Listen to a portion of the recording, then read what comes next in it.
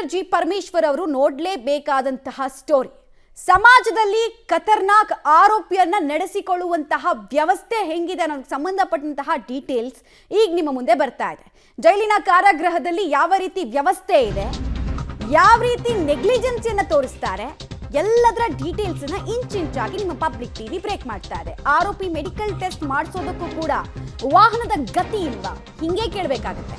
ಆರೋಪಿಯನ್ನ bike ನಲ್ಲಿ ಕರೆತಂದು medical test ಅನ್ನು ಮಾಡಿಸಿದ್ದಾರೆ. ಬೈಕಲ್ಲಿ ಕೂರಿಸ್ಕೊಂಡು ಬಂದು ಪೆಟ್ರೋಲ್ ಸುರಿದು ಮನೆಗೆ ಬೆಂಕಿ ಹಚ್ಚಿದ ಆರೋಪಿ ಶಿವಲಿಂಗನನ್ನ ಮೆಡಿಕಲ್ ಟೆಸ್ಟ್ಗೆ ಅಂತ ಹೇಳಿ ಬೈಕಲ್ಲಿ ಕರ್ಕೊಂಡು ಬಂದಿದ್ದಾರೆ. ಕಲಬುರಗಿಯ ಜಿಮ್ಸ್ ಆಸ್ಪತ್ರೆಯಲ್ಲಿ ಮೆಡಿಕಲ್ ಟೆಸ್ಟ್ ಅನ್ನ ಈ ತರ ಮಾಡಿಸಿದ್ದಾರೆ ಪೊಲೀಸರು. ಜೀಪ್ ಬದಲು ಬೈಕ್ ನಲ್ಲಿ ಕರೆತಂದು ಆರೋಪಿಗೆ ಮೆಡಿಕಲ್ ಟೆಸ್ಟ್ ಮಾಡಿಸೋದ್ರ ಮೂಲಕ ನಿರ್ಲಕ್ಷ್ಯದ ಪರಮಾವಧಿ ಅಂದ್ರೆ ಹೇಗೆ ಅನ್ನೋದನ್ನ ಇವರು ಪ್ರಾಬಬ್ಲಿ ಪರಿಚಯಿಸ್ತಾ ಇದ್ದಾರೆ ಅಂತ ಅನ್ಸುತ್ತೆ. ನಮ್ ಪುಣ್ಯ, ನಮ್ ಸೌಭಾಗ್ಯ, ಅಥವಾ ಬಸ್ ಟಿಕೆಟ್ಗೆ ದುಡ್ಡು ಕೊಟ್ಬಿಟ್ಟು ನಾವು ಈ ಆಸ್ಪತ್ರೆ ಇಲ್ಲಿದೆ, ನಾವು ಅಲ್ಲಿರ್ತೀವಿ, ನೀನು ಬಾ ಅಂತ ಹೇಳ್ಬಿಟ್ಟು ನಿಲ್ಲಿಸ್ಲಿಲ್ವಲ್ಲ, ನಮ್ಮ ಪುಣ್ಯ ಅದು. ನೋಡ್ತಾ ಇದ್ದೀರಾ, ವಿಜುವಲ್ಸ್ ನೋಡ್ತಾ ಇದ್ದೀರಾ, ಸಾಕ್ಷಿ ಸಮೇತ ನಿಮ್ಮ ಮುಂದೆ ಇಡ್ತಾ ಇದ್ದೀವಿ ಯಾವ ಮಟ್ಟಿಗೆ ನೆಗ್ಲಿಜೆನ್ಸಿ ತೋರಿಸ್ತಾ ಇದ್ದಾರೆ ಅಂತ. ಟೂ ವೀಲರ್ನಲ್ಲಿ ಖತರ್ನಾಕ್ ಆರೋಪಿಯನ್ನು ಕರ್ಕೊಂಡು ಬರ್ತಾರೆ ಇವರು ಮೆಡಿಕಲ್ ಮಾಡಿಸೋದಕ್ಕೆ ಅಂತ. ಟೂ ವೀಲರ್ನಲ್ಲಿ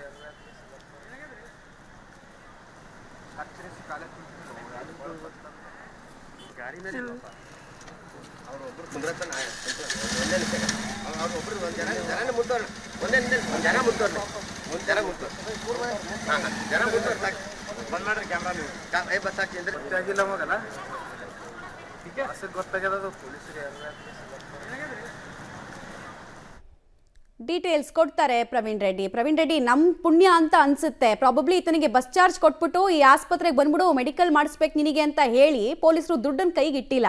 ಅದೊಂದು ಮಾಡ್ಬಿಟ್ಟಿದ್ರೆ ಅಂತ ವಿಚಿತ್ರ ಕೇಸ್ನು ಕೂಡ ಕರ್ನಾಟಕ ನೋಡಬೇಕಾಗಿತ್ತು ಅಂತ ಅನ್ಸುತ್ತೆ. ಒಬ್ಬ ಖತರ್ನಾಕ್ ಆರೋಪಿಯನ್ನ, ಸಮಾಜಕ್ಕೆ ಕಂಟಕವಾದಂತಹ ವ್ಯಕ್ತಿಯನ್ನ ಹಿಂಗ್ ನಡೆಸ್ಕೊಳ್ತಾರ? ಕನಿಷ್ಠ ಪ್ರಜ್ಞೆ ಬೇಡವಾ ಪೊಲೀಸರಿಗೆ? ಕಾಮನ್ ಸೆನ್ಸ್ ಅನ್ನೋದು ಮನೇಲಿ ಇಟ್ಬಿಟ್ಟು ಬರ್ತಾರ ಹಾಗಾದ್ರೆ?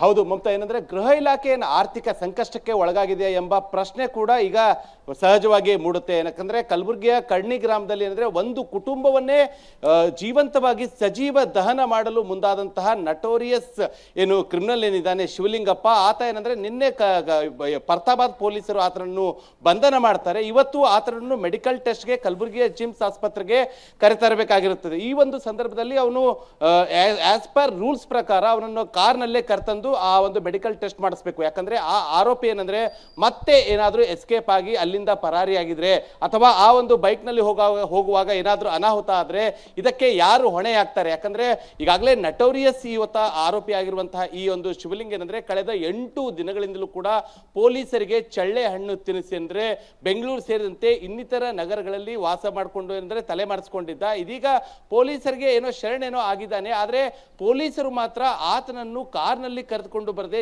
ಜಿಮ್ಸ್ ಆಸ್ಪತ್ರೆಗೆ ಟೂ ವೀಲರ್ ನಲ್ಲಿ ಕರ್ಕೊಂಡು ಬರ್ತಾರೆ. ಅದು ಕೂಡ 3 ಸೀಟ್ ಅಲ್ಲಿ ಏನಂದ್ರೆ ಪೊಲೀಸರು ಆತನನ್ನು ಕರೆತಂದಿದ್ದಾರೆ. ಅಷ್ಟು ಗೃಹ ಇಲಾಖೆ ಅಷ್ಟೊಂದು ಆರ್ಥಿಕ ಸಂಕಷ್ಟಕ್ಕೆ ಒಳಗಾಗಿದೆಯಾ ಅಥವಾ ಈ ಒಂದು ಪೊಲೀಸ್ ಇಲಾಖೆಯ ಬಳಿ ಏನಂದ್ರೆ ವೆಹಿಕಲ್ಗಳ ಕೊರತೆ ಅಂದ್ರೆ ಕಾರ್ಗಳ ಕೊರತೆ ಎದುರಾಗಿದೆಯಾ ಎಂಬ ಪ್ರಶ್ನೆ ಈಗ ಸಹಜವಾಗಿ ಸರ್ವೇ ಸಾಮಾನ್ಯವಾಗಿ ಕಂಡು ಬರುತ್ತದೆ.